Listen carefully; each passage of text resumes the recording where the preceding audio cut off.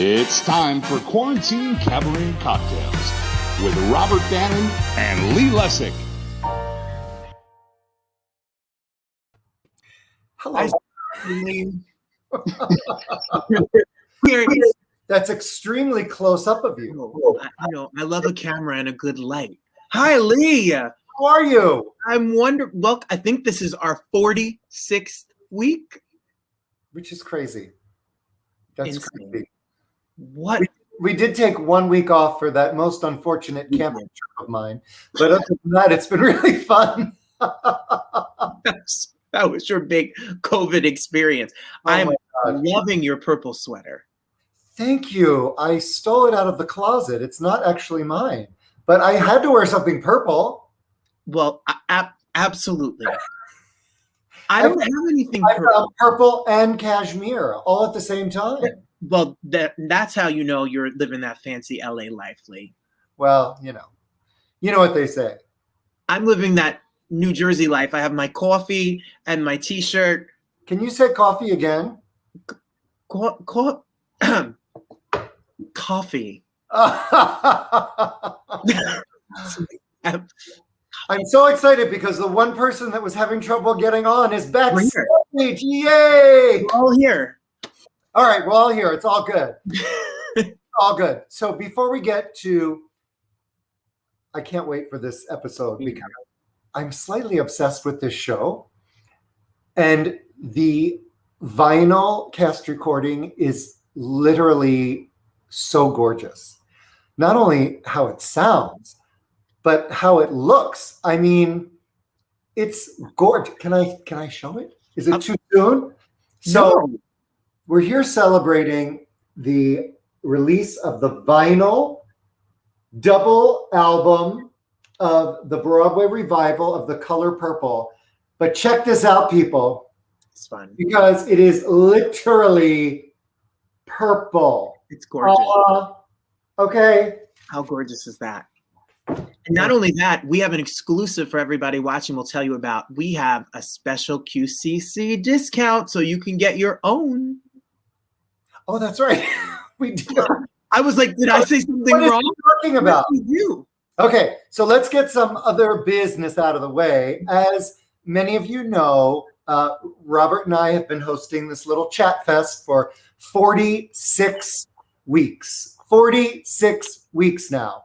And we've had some good fun. And out of this series was born a really, really fun, wonderful project called the Broadway Cast Reunion Series. We've done some cast reunions on this show. And what we discovered in chatting with some of our favorite venues around the country that primarily present Broadway tours was that they were obviously closed and having trouble finding the right connection to keep their audience engaged. And so we launched the Broadway Cast Reunion Series 3 weeks ago. And venues, we had a big goal in mind. We wanted to pay unemployed Broadway artists to sit on their sofa and talk to us. Sort of like when I used to buy friends in high school. But anyway, I'm kidding. But anyway,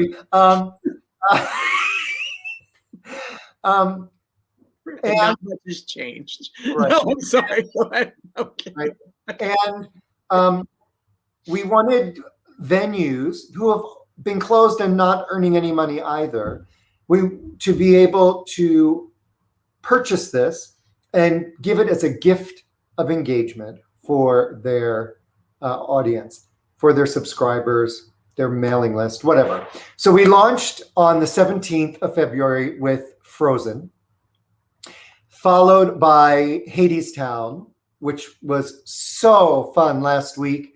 We had Rachel Chavkin, the director, and Aeneas Mitchell, who wrote the book, music, and lyrics, and 4 of the original Broadway stars of that show. That was a really lovely conversation. Yeah. Next week, we have The Lion King with none other than Heather Headley joining us for the show. And 3 of her original Broadway castmates So plus Brad, the current Simba, Bradley Gibson will be here as well, and Timon, Pumbaa, Zazu, Lionesses. We have the whole entire the Disney family just rolling on in.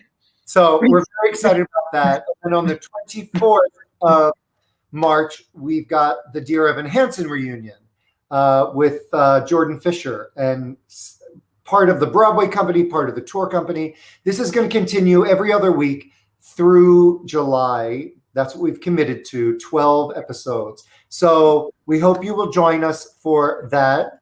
You what? It's crazy. I can't believe these people keep saying yes. I know. If you want to find out more, go to BroadwayCastReunion.com. Single tickets are just $15. So there you go. Anyway, we are so excited about tonight.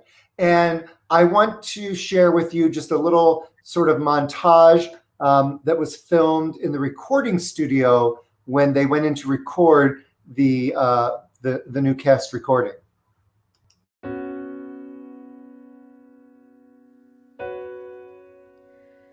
Dear God, dear stars, dear trees, dear sky, dear people, dear everything, dear God.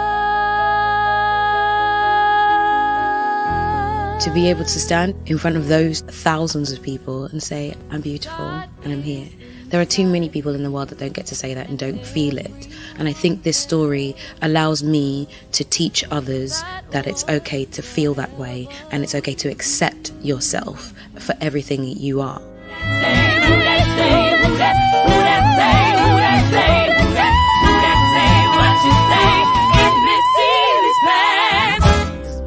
Like a honeybee, like a waterfall, all a part of me, like the color purple. Where do it come from?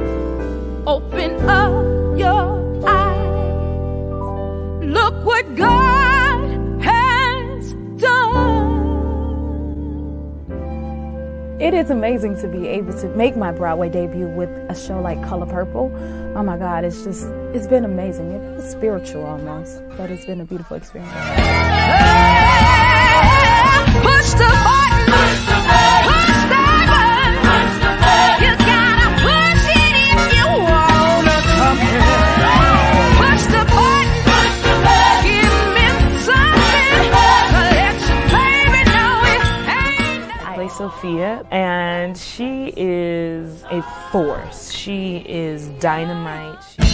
All my life I've had to fight. I had to fight my daddy. I had to fight my brothers, my cousins, my uncles too. Let me take you away. Come on, go away. Don't you wanna go away? You got to leave, sister.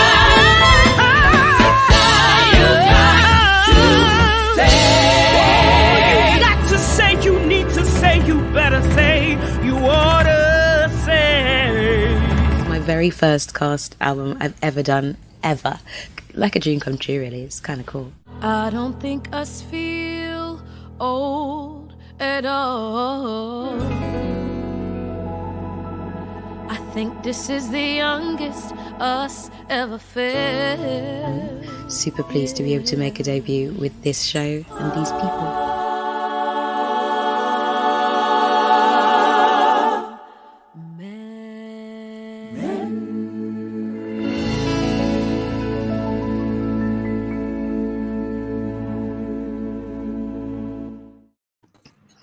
Oh, my goodness. Hello, everybody. Oh my. Wow. Oh, hi. Hey. I cannot imagine the joy of telling that story and doing that show 8 times a week. I mean, what a blessing and what a gift. Truly. Me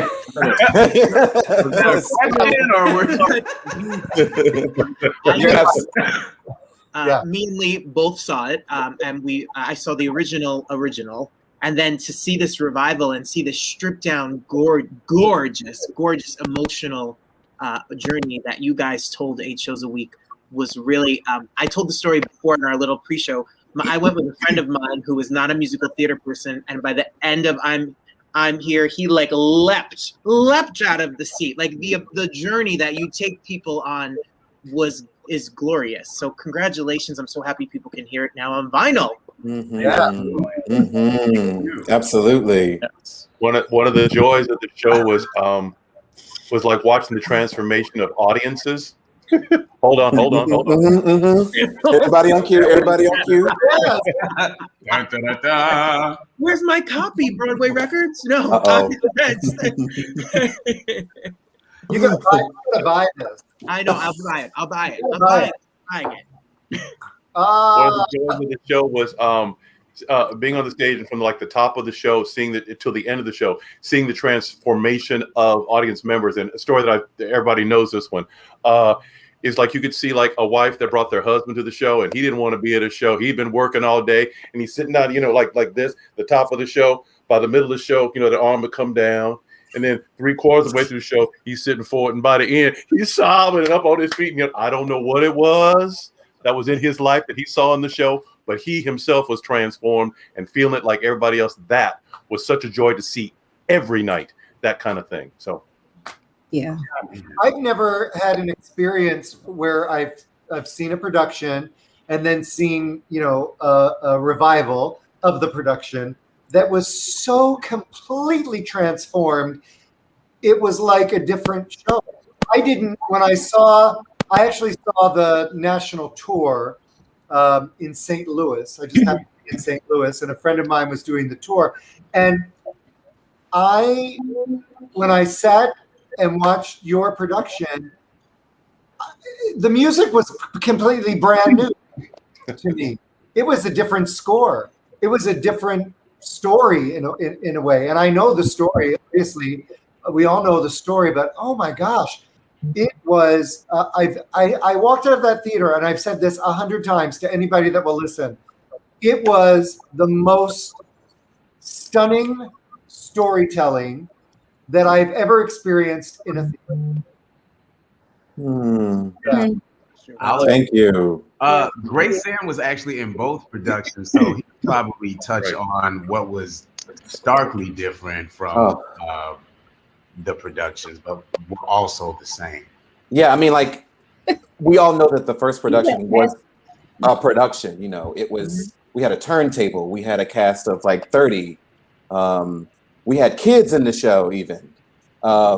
It was just a massive full Broadway production. And I think we needed that version to get to the version that we got to for the revival. It's like the African proverb, the Sankofa, you have to know where you came from to know where you're going. Mm-hmm. And for us to get to this stripped down version, we needed that fanfare. But I have to attest a lot of the vision of this revival to John Doyle.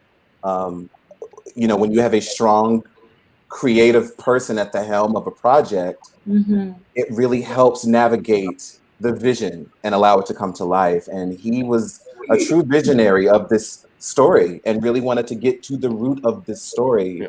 And I think that was I'm not downplaying the original version, but I think what was different compared to the revival is that we really focused on the story, focused on Celie and everyone around her. So, it allowed us to tell our authentic story and being ourselves and being an audience member on stage, which was something new for me too, to truly witness the story that I'm a part of. So it only influenced my own storytelling.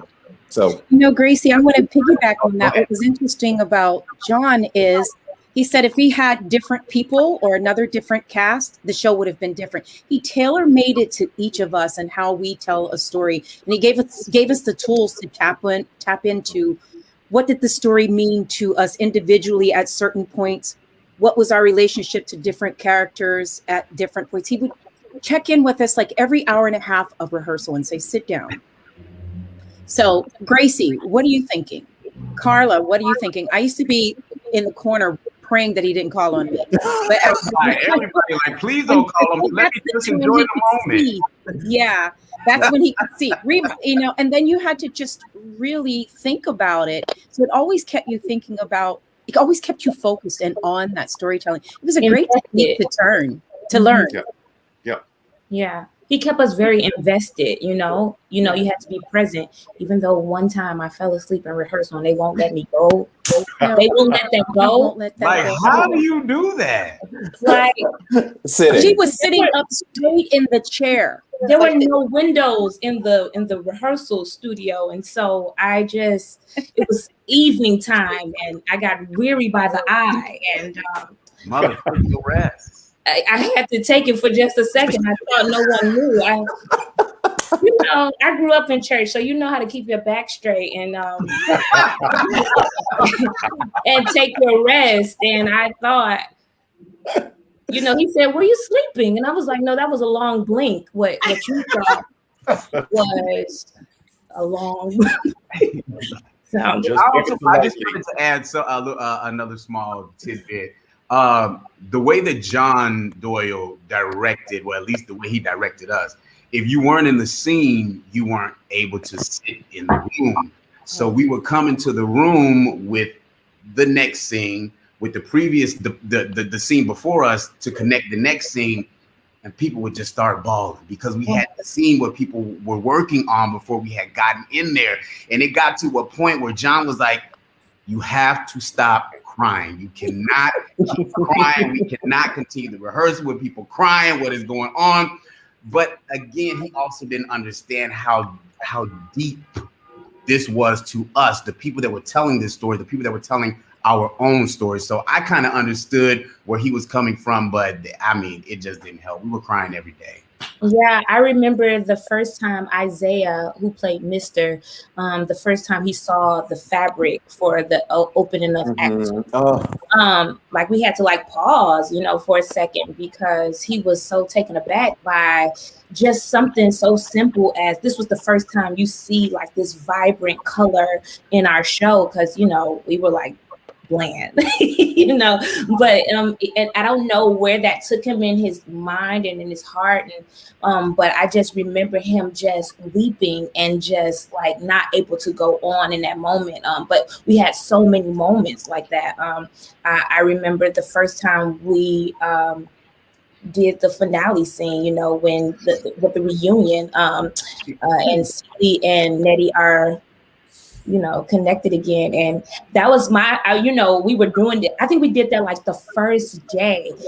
And John was like, let's start with the end. And I was like, wow, okay, let's do it, And, Cynthia having done it already, I think he talked to her what he wanted her to do. And we did it. And I remember she ran to me.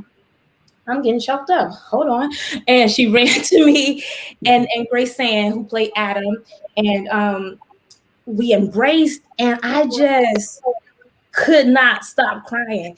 And Grasan, I think this is week 1, and he's like, sis, you okay? And I could not hold it. I mean, my eyes are closed, and he's literally dragging me from spot to spot because I was just weeping.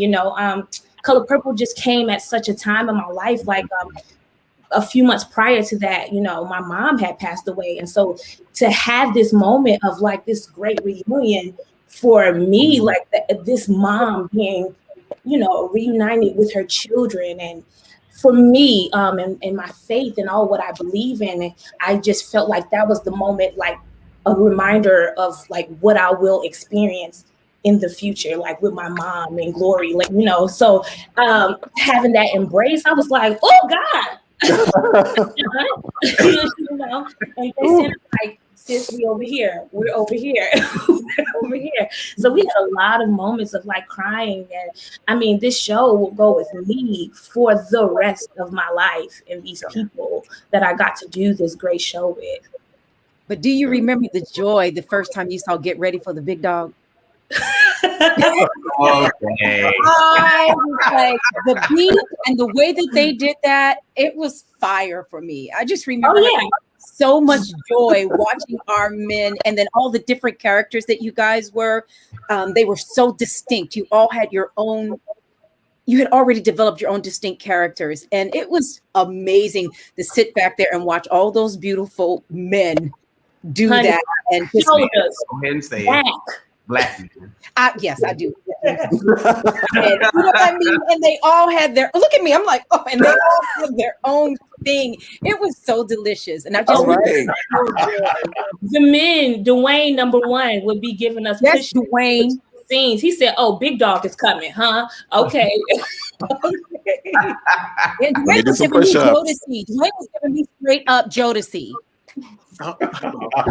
That's like the International House of Pancakes. This is the first time we've mentioned Jodeci on 45 weeks of this show. Oh my goodness! Wow. We've talked a lot on the show about the bad rep that musical theater gets sometimes amongst actors in terms of acting. That people joke about musical theater that the acting is sometimes not at the forefront. And no offense to the score, you guys act your faces off. The exhaustion at the end of a Sunday show that you have must felt, because that roller coaster ride is something that's an undertaking every single night for sure. Yeah. And see, that was also one of the great things about it. We didn't have much to hide behind, you know. It was like you were in it, you were the scene, like you were these things, you were these moments, you were these people. So there really was no time to really not be in the moment, although we found a couple of times. Well, but I want to say, Antoine, you were saying there was nothing, weren't a lot of things for us to be behind. We had nothing to be behind, because when we started rehearsal, John would go, "Okay, pick up a prop, pick up that's okay, it's okay," and then he would slowly take whatever prop that was that you chose to use for yourself away. You didn't have a book to hide behind, nothing. So it was like, you're as Antoine was saying, we were all there. We had to be there. Yeah. Right. So there were minimal props to begin with, but then he began to take away from the minimal props that we had. So it really, really dwindled down to nothing. And you guys remember how the beginning wasn't necessarily always the beginning that we eventually had. Sitting in those pews, it was like rows, just up there, and then it transformed into what we had opening night, and it was just And then for us, he treated a lot of the musical like a play with music. So the way he staged it more so like a play in a lot of scenes. Right. So I know for the church ladies, a lot of times we were just on stage watching. We weren't allowed to leave, and to be that invested at all times was really emotionally, because I could hear John asking all those questions. So where are you right now? Is it night? Is it light? What's your relationship to her? Do you have no relationship today? What mood are you in right now? And how are you feeling about this scene? And it was exhausting. And just to piggyback what Rema said in regards to it moving and being treated like a play, technically wise, I was the dance captain. We didn't have numbers like a traditional Broadway show would have, 0 through whatever. So like rehearsing, staging, reblocking, it was difficult, but it also forced us to use our spatial awareness and proprioception and connection to everything and everyone around you, because you didn't have a 7 to sit on, or sitting on 0. You really had to kind of use your relational space, which helped us kind of connect and move as a unit. So I think that was also a brilliant thing that he most did. days, I would say too, most days I observed a lot of what everyone was doing, and it was a bit of a masterclass for me in many ways. I love to learn from people. I really do, especially when you're in the ensemble. And this was more like an ensemble cast, of course, but the joy of actually watching people grow and discover things, and seeing the consistency of everyone, and then transforming into the theater. And many people came to the theater, I think, for the traditional theater experience, but they left with the true spiritual experience, which was so awesome. So I would say some days I was tired by the end, but most weeks I wasn't. I was probably more energized by the reaction of people and seeing people come together of all different backgrounds and really enjoying what Black people were doing. Yeah. Yeah, I want to give Grasan a shout out today because, as he said, he was the dance captain. There were no numbers.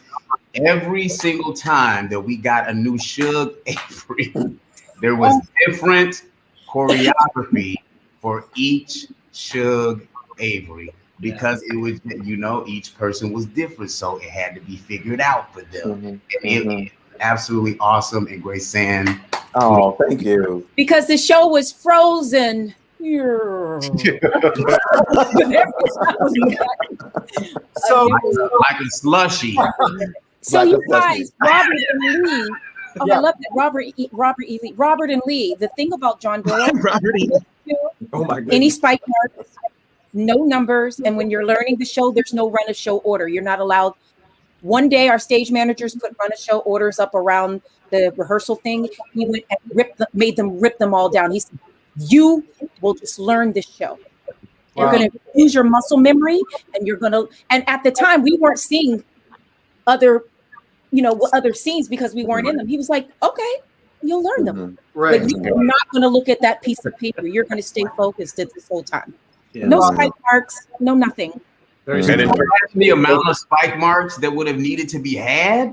All those chairs. Oh, well, that's just it. I remember him getting upset the day that we got confused about chairs. Oh yeah, I was scared because the chairs kept changing as to what chair you get and where it goes, and then where you put it on the wall. It was changing because the show was still being blocked. Because, people, you've got to remember which chair you picked up and where it goes. We could.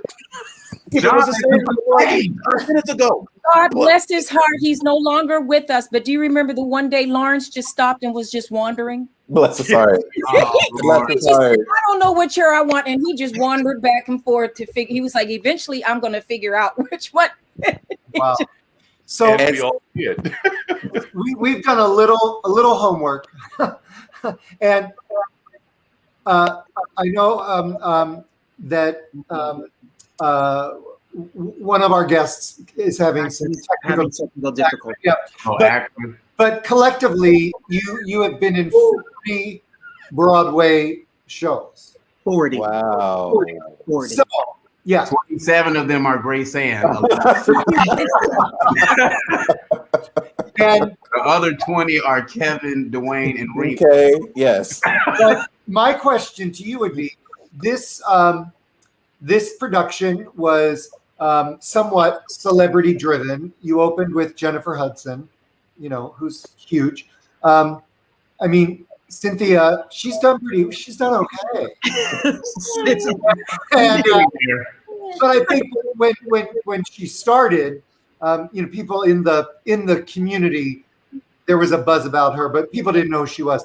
But then, you had Jennifer Holliday, you had Heather Headley. So we had Danielle Brooks. Oh, that's right. I love her.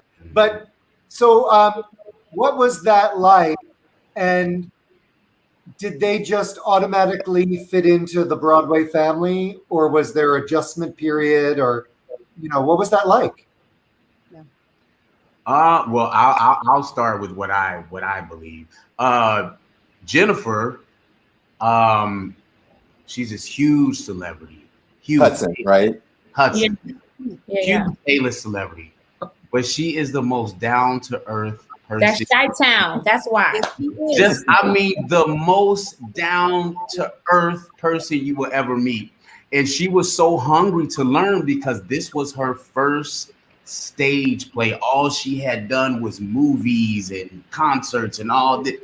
But she was so eager to learn everything. And I gained huge respect for her on that front.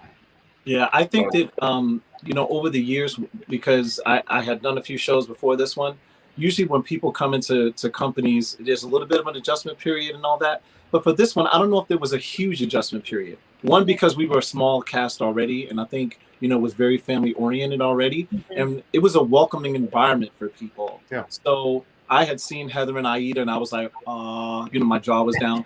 And then when she came in the cast, I was like, I'm not going to let her see me. I went to see her like 12 times, you know what I mean?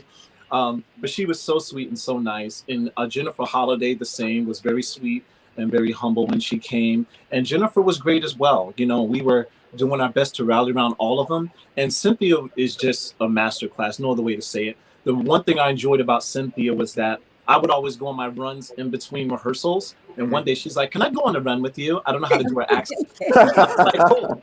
And she was like, "Well, how far do you run?" I was like, "I run from like 43rd Street up to like 80th and I come back." And we would just have amazing conversations. And after the first 2 or 3 times I heard her, I was like, "Are you ready for what's coming?" I was just like, "You have no," I was like, "You probably have an idea." I was like, but you have no idea. I was like, "You are going to like change people's lives in every way possible." I said, "First of all, you're out here running. Do you know how many people you're inspired to work out, first of all? And women to maybe change everything about them physically and things." And then I said, "You're just going to inspire a next generation of young girls, even my daughter included." So it was so great for me to be a part of it, and it's humbling. So anyway, I just want to say that. And Robert and Lee, all of those women, those 4 women, if you call, they're either answering on the first or second ring, or they're calling you back. Yeah. We're all still family. We're all still connected. Each of those 4 women, if I call, it's okay. What? Oh yeah. Okay. Well, call me. It's never or a callback. So we're all still closely connected. It's like a family. That's so nice. I was at at Heather Headley's first performance. I didn't know that when I got my ticket. It just randomly was her first performance. I wish. And she was so amazing. Yeah. You know, do you think that when Cynthia did this production in London first, right? Right. Do you think that it got the reception and the reaction as it did on Broadway? I believe that was kind of it was what propelled it to come to Broadway, that it was so widely accepted and appreciated and regarded in this version. And not to forget that this version was done in the round in London. So that adds another element of theatrical experience. So, and it was, I believe, only like a 99-seat theater. Like it was a very small theater. Yeah. What were you gonna say before? I was going to say, because Lee said he was at Heather's first show, and I was just thinking about, I wish we could have submitted pictures to you so you could have seen how we watched Heather on the show. Someone got a picture of, okay, come on and pull it up, Deacon. Oh, I call it. I'm gonna see if I can find it. But were we all behind the curtain like this? Yeah, we were all like in the wings, like watching her. So I mean, it's just nice to see. We were rooting for every new Shug that came. Great. And I would imagine that Jennifer Hudson, Jennifer Holliday, Heather, I found it. They all gave you slightly different takes on that character, right? I wouldn't say slightly, I would say huge. Yeah, I would agree with Antoine. It was a huge, not in a bad way, but just they brought their unique individual selves. And Jennifer Hudson and Heather Headley and Jennifer Holliday are 3 individual powerhouses. Yeah. And brought themselves to Shug Avery. Oh, yeah. Shug Avery coming to town. Oh, yes. Which was awesome. Let me see this photo. This was Heather's first show.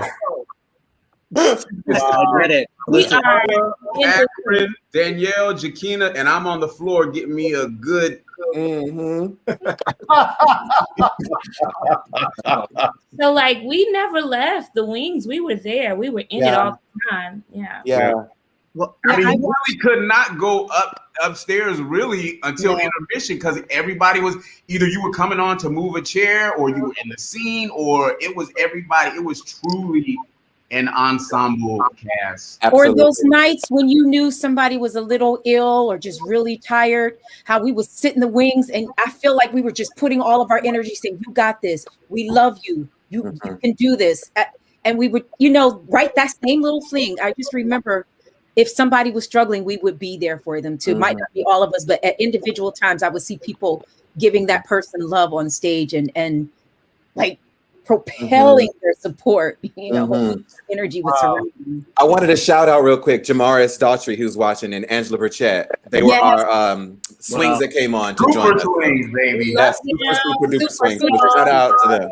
I think we can't talk about the cast album on vinyl and this production without talking about Jason Michael Webb. And the music that and the way that whole show is orchestrated, sung, everything about it was beautiful. How was it working with him to create the sound of The Color Purple? Everything. Another masterclass. Yeah. He's another down to earth person. Yeah. Because he's like a musical genius. Yeah. I can't explain it.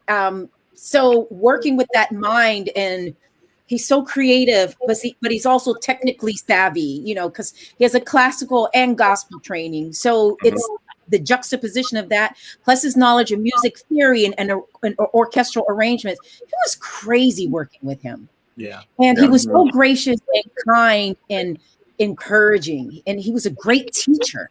Yeah. I love when we were. Go ahead. Go ahead, Kevin. Oh, no, I was going to say, go ahead, Dwayne. No, Dwayne, go. No, I wanted to say I did the original workshop of this many years before the first one came, and I got to work with Linda Twine. Yes, that's a beautiful one. And I would come to rehearsal early, and we would try to work out harmonies and stuff. So some of the church lady stuff is really cool. We're sitting down doing it with Linda Twine. I never told you that, Rema. But anyway, so hearing Linda Twine play it and really have the gospel feel, and then moving to Jason and him like taking it totally next level was like mind blowing. And then the entire band around him, I think they all made magic every night, and they moved people. It was beautiful. I want to flash this up on the screen, which tells a little bit about this limited edition vinyl set. The packaging is gorgeous. It's got photos from the production, all the credits. It's a double album, the track list. It's just stunning. Yes. So when you get the album, you also have these amazing pictures on the inside. They are amazing. It's absolutely. It's great. I'm gonna be honest. A lot of my folk went and got the vinyl, and they don't even have a record player. See what I'm saying? My parents refused to open that. I'm like, we're not gonna open this, right? If you go to BroadwayRecords.com and use the code PurpleFan, you'll get a discount. That's wow! I love that. Heather Hill went out and bought a record player. Yeah, I have a Victrola, like a Victrola that has a radio, a CD, record player, and an 8-track. No, really? All on one. Yep. Wow. Well, we coming over your house to party. Okay. That's the next thing that we need to do. We need to have like a for real listening party together. And celebrate Allie Willis. Allie. Beloved Allie. Yeah. It doesn't seem like they're gone, like her and Lawrence. It doesn't. Lawrence, I know. It doesn't seem like it. Like I feel like they're still here. It's. I can't grasp it sometimes. Yeah, Lawrence was one of my first mentors in New York City. I saw Lawrence when he did Civil War many years ago with Capathia Jenkins. I saw those two black people on stage, and I was like, "What is happening?" And he was this high, beautiful tenor. And then I got to work with him in a couple of workshops, and then he played my dad one time in a piece called 21 about Roberto Clemente, and we had a great bond. And he lived here in Jersey as well. He actually lived like around the corner from me at one point in Orange, so we'd be in the car all the time driving back and forth. Are you driving in? Yeah, I'm driving in. You got to ride home. That carpool. And one time, you guys remember the big snowstorm that happened, and some people came in and some people didn't? I don't know if you guys remember that. Wrecked all the way to work, and they were like, "Oh no, I drove it's 8 feet of snow out there." Yeah, I drove all the way to the show, me and Lawrence, but we got caught in the snowstorm coming back. It was horrible coming back, but I got him to his house, which was then like in Bloomfield, and then I was trekking like 2 miles an hour to get back to my house. But Lawrence was a gift. He was a gift. He was. I remember that day because I was like, I felt like a schoolgirl, like waiting on the news to find out if I had to go to school that day. I remember that. I would be remiss not to ask. I know some of you, when this happened, like Antoine was, your MJ was coming to Broadway, and I know that a lot of you guys had work and projects a whole year on hold, and not only this year with COVID, but also socially, the changes in society and all of that has gone on over this past year. How are your thoughts about entertainment and theater in particular, and the social and health pandemic reasons moving forward? And how do you foresee things in the future? Wishes for how Broadway opens, or what changes may come? I kind of think that. Well, go ahead. I was gonna say I kind of think that Broadway it's gonna come back, but the dates I've been hearing have been something like July, August, but to me, I think it's going to be further back than that. Like perhaps a start around September, October, maybe shows going back into rehearsal. And then maybe around Christmas, the opening of Broadway, and January, February of next year. Now that the vaccine is out, which I got my first shot, by the way. The vaccine, it has to be a worldwide thing, because it's not only New York that supports Broadway, it's the world. We need the tourists for that to happen. The world needs to feel safe enough to travel and to come to New York and to sit next to people. I personally don't think that Broadway can survive on half houses, on a 3/4 house, just because the nuts of shows are so high. And getting all the protocols in place of everyone working within the theater itself.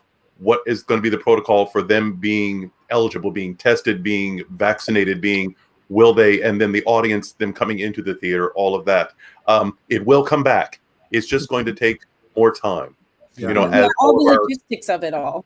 Yeah, all of our dates have been. Because you have to. I just know from me running a nonprofit organization and a theater, the insurance companies haven't even underwritten an insurance language and for COVID. So there's so many logistical things when you're running a company like that and dealing with live events that have to be worked out. And until they know what's happening, is everyone's inoculation working? Are people getting it? Is it working? Until they can figure all of that out, it may be a while. But I'm so hopeful. Yeah. And I can't wait. And that's why doing things like this are important. The good thing is it's making us all think outside the box and be creative and figure out different ways to bring people to come together and to bring performing arts to people and to satisfy our own souls. I also want to take this time, God, I hope no one steals my idea, but I have this thing called Creative Conversations with my organization on Broadway Performing Arts Training Program. And I really want to call my board, which consists of different producers on Broadway, and talk about diversity and inclusion on the highest level. And how can we change that? The people that can really red light everything. How do we expand that? Because it's, I was once told, it just really doesn't exist that much. Who are our Black general managers? Who are our Black senior producers or BIPOC senior producers? So I want to have a conversation about that and just to see how everyone's feeling. So this is also a great time to do some delicious work. Oh yeah. So, starting businesses.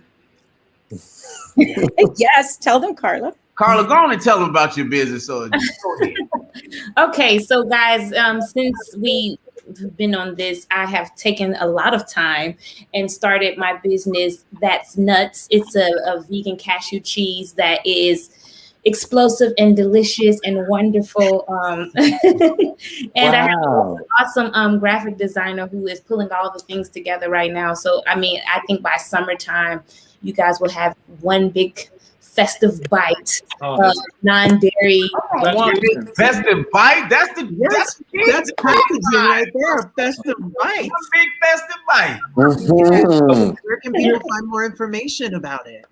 Well, just give me a second. Like, if you follow me on Instagram at Ms. Ruth MZZRUTH, that's 3 Z's like sleep, RUTH, and then you'll see. I'll lead you there.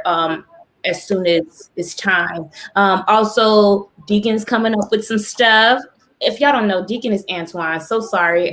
The whole community knows me as Deacon because of this woman right here. And I'm so grateful. I can't even help it. Like, we could have our own hour about our friendship, relationship, pain, heart, whatever. Hi, But, Sue. So here in Jersey, I want to tell you guys, my wife has a theater company here called Theater Company, and we have a Broadway buddy program where we get Broadway performers to come over and mentor the kids and things. So we actually did that as a virtual concert last year. It was totally awesome. Antoine's a big part of it, and I would love for all of you eventually to be part of it. So what we're doing now too is we keep developing programs. So we filmed Songs of a New World, which is coming out. We're now doing Shrek. Nice. We have about 25 kids. So they come in, if somebody's sick, they don't come, of course, but we give everybody, we take everybody's temperature. Everybody's in a separate room. We get like 8 kids in each pod, and those pods move around together. They don't intermingle. And then as we begin to shoot it, we're going to shoot it, we're going to have some locations outside and things. And then we're going to, present it to the parents virtually, which is awesome. And so far, so good. We've been okay. Also, I did a concert from my living room actually last Friday for a bank in New York City for Black History Month, and it went over okay. I thought it went over okay. It was cool. And actually, I may be performing my Ray Charles show in, I think it's Hackensack. It's fabulous. I think they're opening up April 17th. I'll perform about that. But I think they're going to do like half and half. They're going to do a half house and the rest virtual. So it's around the corner. People are trying to work it out. I'll be there, Dwayne. Yeah, I'm around the corner. Yeah, but I think Broadway's going to come back strong. I was doing a workshop of a show called Paradise Square. I don't know if you guys have heard about it. It's about the 5 points where the Irish community and the Black community come together, and they did some nice videos that have been out. The producer is sending us emails like every month about the theater. They got a theater, but they just don't know when. So I think it's coming back around now. Well, when you get your show scheduled, email us and let us know so we can promote it on the show. Absolutely. Oh, thank you so much. And can we get Grasan to talk about his little business too, please? It ain't little. I was just. I didn't mean little by any. It is little. It's a small business. No, it's amazing. Talk about it, please. I'll be quick. With my fiance, our friend from Salt Lake City, Brooke, and myself, the 3 of us run a gender-neutral streetwear company called Subject to Change. Nice. And the premise of it is that we want everyone to feel comfortable, not just in streetwear, but also stylish. And we want to make it inclusive. So we have extra small all the way up to 3X on most of our designs. We really try to feature marginalized models and not just your typical stick figure, blonde hair, European-centric beauty. So, and it's owned, myself, my fiance, and our friend, a woman-owned. So it's called Subject to Change. S2cshop.com is the website. And this is one of our one-offs that I did. Nice. Yes, for the color purple. Nice. So, I love it. thank y'all. Where can I find the clothes? Where can I buy clothes? The website is S2C shop. S2cshop.com is the website. We're just going to Instagram. I'm going on it right now. I'm going to find it right now. Yes, or my Instagram, Gray_Sandy. There it is. Thank you. Wow. Thank you. It's fast on the keys. Y'all buy them clothes. Go buy that album. Yes, absolutely. Yes. Y'all, I did that. That's right. Can someone take a screenshot? Yeah, I can. Robert, There we go. We can't. The one who doesn't have the album. Oh wait, where's my screenshot? Wait, let me see if I can. Somebody got it. we You got hear it. it. Fabulous. Well, you know what? I love you all so much.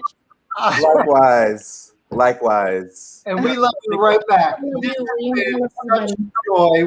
Robert and I have been looking forward to this, not only to celebrate the album, but to celebrate this show and you all in the cast, because it moved us so deeply. And this is just a thrill, and we're so grateful. that you spent some time with us, and please keep in touch with us. Yes. Yeah, you're a part of the family now. Yeah. Broadway Records is a part of the family. Our show is your show. So is there any way we can crash Heather Headley's set next week and like make her think she got the wrong one? You know what? I'll hook you all up with some tickets. Yeah. We would love that. Yeah, it's on Wednesday at 8 p.m. Eastern. Cool. I want to give a shout out to my roommate who made me this wonderful mocktail. It's a mocktail for the Cabaret hour. Hey. Oh yeah, why didn't we have our cocktails? I got my cocktail. There you go. This is a mocktail, has blueberries, and his name is Jeremy. He's the best. Awesome.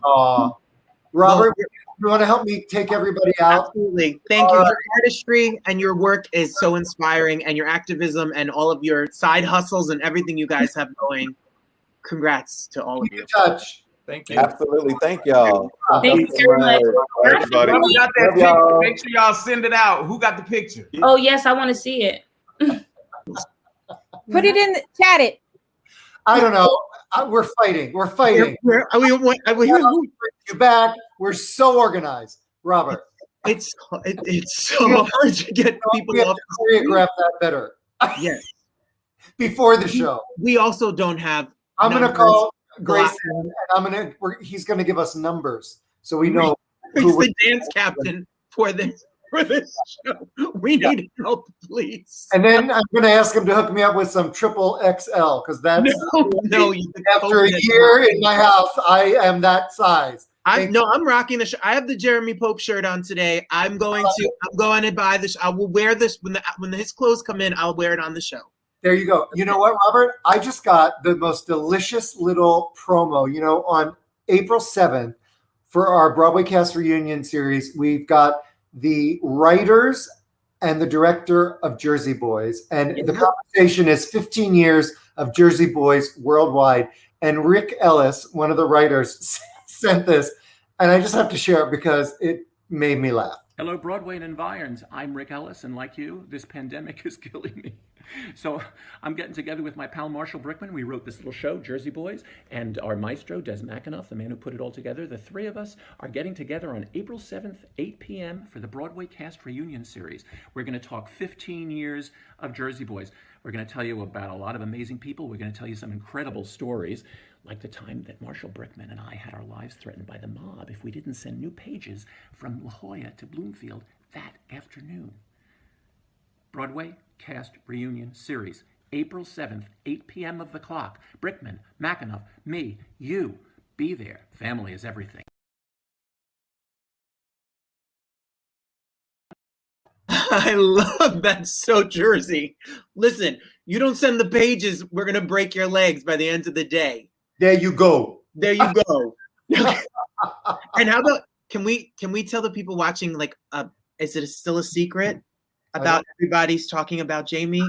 Yes, it is not a secret, but I don't have the artwork here, but it's not a secret. On the 17th of April, we're doing a special Broadway cast reunion matinee because we've got the cast and the creatives, the composer and the director of the London hit Everybody's Talking About Jamie. They're all going to be here on the 17th of April at 4 p.m. Eastern, 1 p.m. Pacific, 8 p.m. in the UK. That is going to be fun. I was listening to the soundtrack today in the car. I was still listening to Color Purple reprise about 7,000 times. You know, I really said to Lee before when we got that Jersey Boy video and we were getting ready to do the Color Purple, like, if you would have told me 46 weeks ago, and we say this all the time, but I pinch myself literally, Lee, on a daily basis. You agree? That we get to be the lucky enough, me and you get to represent all of you watching, and to give, you know, a home to some artists is a dream come true, truly. Yeah, we're having some fun. That's for sure. We're having some fun and meeting such incredibly talented forces of nature. I mean, just on our screen today, I mean, come on. That's ridiculous. The talent is like ridiculous. My hat is off to them. My hat is off to them. Well, I can't believe it's Thursday already. I know. And next week's another 2-show week, so we hope to see you on Wednesday with the Broadway cast reunion with the Lion. That's right. We've got the Lion King with Heather Headley and so Mac gorgeous. and Jeff Hoyle and Tom Allen Robbins and Bradley Gibson and Linda Way, who was in the original production of The Lion King and is still, she's a lioness. And she's still with the production. Well, she was until it shut down, but she will be back. And so we're thrilled that she's going to be joining us. That's on Wednesday. And we have a lot of shows coming up on Thursday. We have a lot of fun shows to tell you about on Thursdays. Well, next week, we've got Richard Skipper, who is just the most delightful entertainer. And then there's a big gala happening in Bergen. Or in New Jersey. And so anyway, several of the stars are coming on to talk about that. That's that. And then on the 18th, super excited, we are doing a cast reunion of the original Broadway cast of Mamma Mia. We've got Louise Pitre, we've got Karen Mason and Judy Kay, and we've got Tina Madigan, and we've got Joe Mahota, who he was Sky, the young boy lover guy in that show. And now he's like the president of the theater division of CAA and represents Scarlett Johansson. So wait till he signs me and Lee to exclusive CAA representation. Right. Anyway, another fun show. Hey, you will not be disappointed. This is so gorgeous. It sounds gorgeous. And I know I keep taking it out because I'm just tickled. I'm not tickled pink. I'm tickled purple. Thank you, Broadway Records. Thank you so much. All right, there you go. Have a great night. Stay safe. Wear the mask. The usual. Bye. Bye.